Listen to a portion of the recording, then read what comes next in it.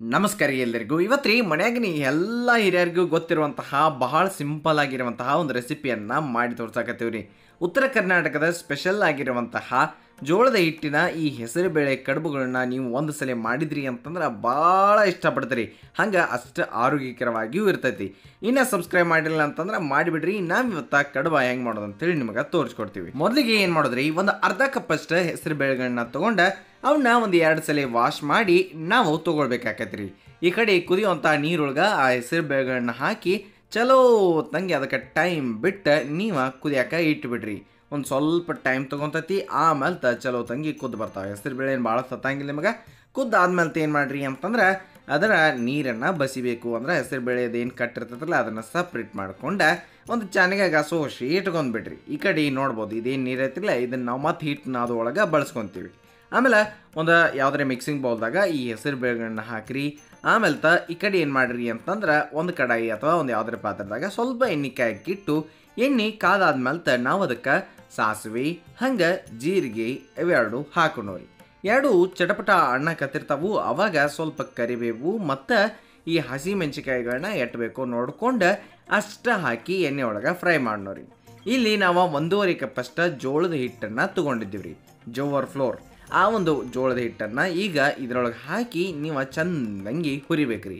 ಹೆಸರು ಬೇಳೆಯಿಂದ ಇದಕ್ಕಿಂತ ಮೊದಲು ನಮ್ಮ ವೀಕ್ಷಕರಾಗಿದ್ದರೆ ನಿಮಗೆ ಗೊತ್ತಿರ್ತೈತೆ ರೀ. ಇದಕ್ಕೆ ನಾನು ಹೇಳ್ತೇನೆ ನಿಮಗೆ. ಅದಕ್ಕಿಂತ ಮೊದಲು ಇಲ್ಲೊಂದು ಸ್ವಲ್ಪ ಉಪ್ಪು ಹಾಕಿ ತಿರುವಾಡ್ರಿ ಅದನ್ನು ಚಂದಂಗಿ. ಹೆಸರು ಬೇಳೆಯಿಂದ ಚಪಾತಿ ಮಾಡಿ ತೋರಿಸಿದ್ದೀವಿ. ಹೆಸರು ಬೇಳೆಯಿಂದ ಬೇರೆ ಬೇರೆ ನಾಷ್ಟಾ ರೆಸಿಪಿಗಳನ್ನ ತೋರಿಸಿದ್ದೀವಿ. ಅವನ್ನ ಯಾವನ್ನೂ ನೋಡಿಲ್ಲ ಅಂತಂದು ನೋಡಿಬೇರಿ. ಈಗ ಆ ಹುರಿದಿರುವಂತಹ ಹಿಟ್ಟನ್ನು ತೊಗೊಂಡು ಬಂದು ಹೆಸರು ಬೇಳೆ ಜೊತೆ ಮಿಕ್ಸ್ ಮಾಡಿ ನಾವು ಕಲಿಸ್ಬೇಕು. ಕಲಿಸುವಾಗ ನಡಬರ್ಕ ಆ ಹೆಸರು ಬೇಳೆ ಕುದಿಸಿದಂತಹ ನೀರನ್ನು ಹಾಕಿ ಅಂದರೆ ಎಷ್ಟು ಬೇಕೋ ನೋಡ್ಕೊಂಡು ಅಷ್ಟೇ ಹಾಕಿ ನೀವು ಹಿಟ್ಟನ್ನು ಕಲಸಕ್ಕೆ ಶುರು ಮಾಡ್ಬೇಕ್ರಿ. ಭಾಳ ಸಿಂಪಲ್ಲಾಗಿ ನೀವು ಇದನ್ನು ಮಾಡ್ಬೋದ್ರಿ. ಗೊತ್ತಾತ್ರಲ್ಲ. ಈಗ ಎಲ್ಲನೂ ನಾದಿದಾದ್ಮೇಲೆ ನೀವು ಈ ಒಂದು ಜೋಳದ ಉಂಡೆ ಅಥವಾ ಜೋಳದ ಕಡಬ ಏನದಾವ್ರಲ್ಲ ನೀವು ಹೆಂಗೆ ಬೇಕೋ ಹಂಗೆ ಮಾಡ್ಕೋಬೋದು. ಗುಂಡು ಗುಂಡಾಗಿ ಮಾಡ್ಕೋಬೋದು ಅಥವಾ ಕೈಯಿಂದ ಈ ರೀತಿಯಾಗಿ ಮಾಡ್ಕೊಳ್ಬೋದ್ರಿ. ಇವು ಬಹಳ ಸಿಂಪಲ್ ಆಗಿ ಮಾಡುವಂಥದ್ರಿ. ಆಮೇಲೆ ಈಗೇನು ನೀವು ನೋಡಾತಿರಲ್ಲ ಇವಕ್ಕೆ ನಮ್ಮ ಕಡೆ ಮುಟಗಿ ಕಡುಬು ಅಂತಾರ್ರಿ. ಅಂದ್ರೆ ಮುಷ್ಟಿ ಒಳಗೆ ಮಾಡಿರುವಂತಹ ಒಂದು ಕಡುಬು ರೀ. ಇವನ್ನ ಸಣ್ಣ ಹುಡುಗ ಕೊಟ್ರಿ ಅಂತಂದ್ರೆ ಅವ್ರಿಗೆ ಕಡ್ಕೊಂಡು ತಿನ್ನಕ್ಕೆ ಈಸಿ ಆಗ್ತೈತ್ರಿ. ಅದಕ್ಕೆ ಈ ರೀತಿಯಾಗಿ ನಿಮಗೆ ನಾವು ಮಾಡಿ ತೋರ್ಸಕತ್ತೀವಿ. ಇಲ್ಲ ನಮ್ಮ ಮೊದಲಿನ ಜೋಳದ ಕಡಬಗಳನ್ನ ನೀವು ನೋಡಿದ್ರಿ ಅಂತಂದ್ರೆ ಗುಂಡು ಗುಂಡಾಗಿ ಬಟ್ಟಲ್ ಟೈಪ್ ಬೇರೆ ಬೇರೆ ರೀತಿ ಒಳಗೆ ತೋರಿಸಿದ್ದೀವಿ. ಈ ಎಲ್ಲ ಕಡಬಗಳನ್ನ ಮಾಡಿ ಒಂದು ಸ್ಟೀಮ್ ಮಾಡೋ ಪ್ಲೇಟ್ ಇರ್ತೈತಿಲ್ಲ ಅದ್ರಾಗೆ ಈ ಕಡೆ ನೋಡ್ಬೋದು ಒಂದು ಪಾತ್ರದಾಗ ನೀರು ಕಾಯಕತ್ತಾವ್ರಿ.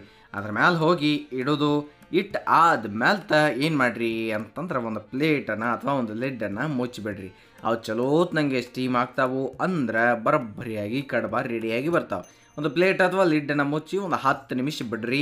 10 ನಿಮಿಷ ಬಿಟ್ಟು ಆದ್ಮೇಲೆ ನೀವು ತೆಗೆದು ನೋಡ್ರಿ. ಭಾಳ ಮಸ್ತಾಗಿ ಅವು ಸ್ಟೀಮ್ ಆಗಿ ಅಂದ್ರೆ ಅವೇ ಆಗಿ ಚಲೋತ್ನಂಗೆ ಬಂದಿರ್ತಾವ್ರಿ. ಇವ ಭಾಳ ಈಸಿಯಾಗಿ ಮಾಡುವಂಥದ್ರಿ. ಇದಕ್ಕೆ ಒಂದು ಚಟ್ನಿ ಬೇಕಾಕೈತಲ್ರಿ. ಅದಕ್ಕೆ ಏನು ಮಾಡೋಣ, ಒಂದು ಸಣ್ಣ ಪಾನಾಗ ಎಣ್ಣೆ ಕಾಯ್ಕಿಟ್ಟ ಎಣ್ಣೆ ಕಾದಾದ್ಮೇಲೆ ನಾವು ಅದಕ್ಕೆ ಜೀರಿಗೆಯನ್ನು ಹಾಕೋಣ್ರಿ. ಜೀರಿಗೆ ಹಾಕಿದಾದ್ಮೇಲೆ ಅದಕ್ಕೆ ಹಸಿಮೆಣ್ಸಿಕಾಯನ್ನು ಒಂದು 2-3 ಹಸಿಮೆಣ್ಸಿಕಾಯಿ ನೋಡ್ಕೊಂಡು ಎಷ್ಟು ಬೇಕೋ ಅಷ್ಟು ಹಾಕಿರಿ. 2 ಸಾಕು ಅಷ್ಟೇ ರೀ. ಇಷ್ಟ ಆದ್ಮೇಲೆ ನಾವು ಅದಕ್ಕೆ ಶುಂಠಿಯನ್ನು ಹಾಕಾಕತ್ತೀವಿ. ಶುಂಠಿ ಆದ್ಮೇಲೆ ಸ್ವಲ್ಪ ಕೊತ್ತಂಬರಿ ಸೊಪ್ಪು ಮತ್ತು ಕರಿಬೇವನ್ನು ಹಾಕಿ ಒಂದು ಈಟ ಮಿಕ್ಸ್ ಮಾಡಾಕತ್ತೀವಿ. ಇದೇ ಚಟ್ನಿ ಅಂತ ಏನಿಲ್ಲ ರೀ. ನಿಮಗೆ ಯಾವುದೇ ಬೇರೆ ಕಾಂಬಿನೇಷನ್ ಬೇಕಾಗಿದ್ರೆ ನೀವು ಅದನ್ನು ಟ್ರೈ ಮಾಡ್ಬೋದು.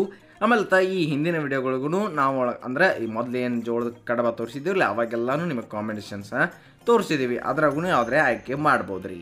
ಆಮೇಲೆ ಈಗೇನು ಮಾಡಿರಿ, ಒಂದು ಅರ್ಧ ತೆಂಗಿನಕಾಯಿ ಹೋಳು ಇರ್ತೈತಿಲ್ಲ ಅದನ್ನು ಅಷ್ಟು ಕೊಬ್ಬರಿಯನ್ನು ನಾವು ಹಾಕಿ ಅದ್ರಾಗ ಏನು ಫ್ರೈ ಮಾಡಿದ್ದೀವಲ್ಲ ಅದನ್ನೆಲ್ಲನೂ ಸೇರಿಸಿ ಅದಾದ ನಂತರ ನಾವೇನು ಮಾಡೋಣಪ್ಪ ಅಂತಂದ್ರೆ ಅದಕ್ಕೆ ಎಷ್ಟು ಬೇಕೋ ಅಷ್ಟು ನೋಡ್ಕೊಂಡು ಉಪ್ಪನ್ನು ಹಾಕೋಣ.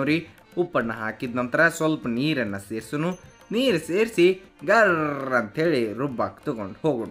ಸಣ್ಣಂಗೆ ಮಾಡ್ಕೊಂಡು ಚಟ್ನಿ ಬರೋಬ್ಬರಿಯಾಗಿ ಮಾಡ್ಕೊಂಡು ಬಂದ್ರಿ ಅಂತಂದ್ರೆ ಈ ಒಂದು ಭಾಳ ಸಿಂಪಲ್ ಆಗಿರುವಂತಹ ಜೋಳದ ಹಿಟ್ಟಿನ ಆ ಒಂದು ಹೆಸರು ಬೇಳೆಯ ಮುಟಗಿ ಕಡುಬು ಏನದಾವ್ರಲ್ಲ ಅದ್ರ ಜೊತೆ ಈ ಒಂದು ಚಟ್ನಿ ಸುಲಭವಾಗಿ ನಿಮಗೆ ತಯಾರಾಗ್ತದೆ ರೀ.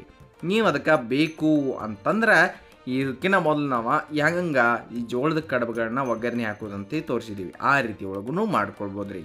ನಿಮಗೆ ಬೇಕಾಗಿರುವಂತಹ ಚಟ್ನಿಗಳನ್ನು ಅಥವಾ ಯಾವುದಾರ ಚಟ್ನಿ ಪುಡಿಗಳನ್ನ ಇದ್ರೆ ಮೇಲೆ ಒಂದು ಸ್ವಲ್ಪ ತುಪ್ಪ ಹಾಕ್ಕೊಂಡು ಈ ಒಂದು ಜೋಳದ ಕಡುಬುಗಳನ್ನ ಅದು ಹೆಸರು ಬೇಳೆ ಹಾಕಿ ಮಾಡಿರೋಂತಹ ಕಡುಬುಗಳನ್ನ ಟ್ರೈ ಮಾಡಿರಿ. ಭಾಳ ಇಷ್ಟ ಆಗ್ತಾವೆ ಮತ್ತು ಭಾಳ ಹೆಲ್ದಿ ರೆಸಿಪಿ ಅನ್ನೋದನ್ನು ಮರೆಯೋಕ್ಕೆ ಹೋಗಬೇಡ್ರಿ ಅಂತ ಹೇಳ್ತಾ ನೆನಪಿರಲಿ, ಇದು ಸವಿರುಚಿಯ ಸೊಬಗು. ಅನ್ನದಾತ ಸುಖೀ ಭವ. ಧನ್ಯವಾದಗಳು. ನಮಸ್ಕಾರ.